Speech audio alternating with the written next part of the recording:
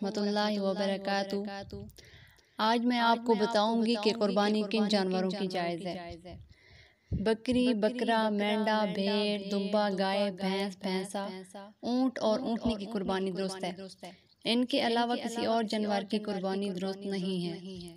گائے، بھینس، اونٹ میں اگر 7 آدمی شریک ہو کر قربانی کریں تو بھی درست ہے، مگر ضروری ہے کہ کسی کا حصہ 7ویں حصے سے کم نہ ہو، اور یہ شرط ہے کہ سب کی نیت قربانی یا عقیقہ کی ہو، صرف گوشت کھانے کے لیے حصہ رکھنا مقصود نہ ہو۔ اگر ایک آدمی کی نیت بھی صحیح نہ ہو تو کسی کی بھی قربانی صحیح نہ ہوگی۔ بکرا، بکری 1 سال کا پورا ہونا ضروری ہے۔ بھیڑ اور دمبا اگر اتنا فربا اور تیار ہو کہ دیکھنے میں سال بھر کا معلوم ہو تو وہ بھی جائز ہے۔ گائے، بیل، بھینس 2 سال کی، اونٹ 5 سال کا ہونا ضروری ہے۔ ان عمروں سے کم کے جانور قربانی کے لیے کافی نہیں۔ اگر جانوروں کا فروخت کرنے والا عمر پوری بتاتا ہے اور ظاہری حالت میں اس کے بیان کی تکذیب نہیں ہوتی، اس پر اعتماد کرنا جائز ہے۔ جب کسی جانور کی عمر پوری ہونے کا یقین ہو جائے تو اس کی قربانی کرنا درست، ورنہ نہیں۔ اور اگر جانور دیکھنے میں پوری عمر کا معلوم ہوتا ہے مگر یقین کے ساتھ معلوم ہے کہ اس کی عمر ابھی پوری نہیں تو اس کی قربانی بھی درست نہیں ہے۔ یاد رہے کہ جانور کی دانتوں کو دیکھ کر فیصلہ کرنے میں جلدی نہ کریں، بلکہ عمر کا لحاظ رکھیں۔ جس جانور کے سینگ پیدائشی طور پر نہ ہوں یا بیچ میں سے ٹوٹ گیا ہو، اس کی قربانی درست ہے۔ ہاں، سینگ جڑ سے اکھڑ گیا جس کا اثر دماغ پر ہونا لازم ہے تو اس کی قربانی درست نہیں ہے۔ جو جانور اندھا یا کانا ہو، یا اس کی ایک آنکھ کی تہائی روشنی یا اس سے زائد جاتی رہی ہو، یا ایک کان تہائی یا تہائی سے زیادہ کٹ گیا ہو تو اس کی قربانی کرنا بھی درست نہیں ہے۔ جو جانور اتنا لنگڑا ہو کہ صرف 3 پاؤں سے چلتا ہے، چوتھا پاؤں زمین پر رکھتا ہی نہیں، یا رکھتا ہو مگر اس سے چل نہیں سکتا تو اس کی قربانی درست نہیں۔ اور اگر چلنے میں چوتھے پاؤں کا سہارا تو لیتا ہے مگر لنگڑا کر چلتا ہے تو اس کی قربانی درست ہوگی۔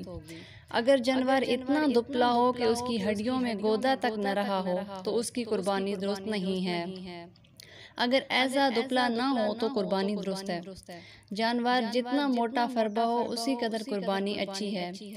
جس جانور کا تہائی سے دم وغیرہ زیادہ کٹی ہوئی ہو تو اس کی قربانی بھی جائز نہیں۔ جس جانور کے دانت بالکل نہ ہوں یا اکثر نہ ہوں اس کی قربانی بھی جائز نہیں۔ خصی جانور کی قربانی جائز بلکہ افضل ہے۔ جس جانور کے پیدائشی کان نہ ہوں اس کی قربانی کرنا درست نہیں۔ اگر کان تو ہوں مگر چھوٹے ہوں تو اس کی قربانی درست ہے۔ جس جانور کے جسم پر خارش ہو تو اگر خارش کا اثر صرف جلد تک محدود ہو تو اس کی قربانی کرنا درست ہے، اور خارش کا اثر گوشت تک پہنچ گیا ہو اور وہ اس کی وجہ سے لاغر اور دبلا ہو گیا ہو تو اس کی قربانی درست نہیں۔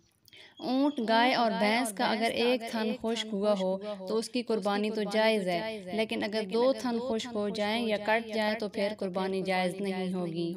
اگر جانور صحیح سالم خریدا تھا پھر اس میں کوئی عیب مانے قربانی پیدا ہو گیا تو اگر خریدنے والا صاحب نصاب نہیں ہے تو اس کے لیے اسی عیب دار جانور کی قربانی جائز ہے، اور اگر یہ شخص صاحب نصاب ہے یعنی اس پر قربانی کا وجوب ہے تو پھر اس پر لازم ہے کہ اس جانور کے بدلے دوسرے جانور کی قربانی کرے۔ جانور پہلے صحیح سالم تھا لیکن ذبح کے لیے لٹاتے وقت عیبدار ہو گیا تو ایسے جانور کی قربانی میں کوئی حرج نہیں بلکہ جائز ہے۔ قربانی کے لیے افضل اور بہترین جانور یہ ہے کہ وہ خصی ہو، خوبصورت ہو اور صحت مند بھی ہو۔ نیز قربانی کے جانور کو چند روز پہلے سے پالنا افضل ہے تاکہ اس سے محبت ہو اور پھر اس کی قربانی میں ثواب زیادہ ملے۔ وآخر دعوانا ان الحمد للہ رب العالمین۔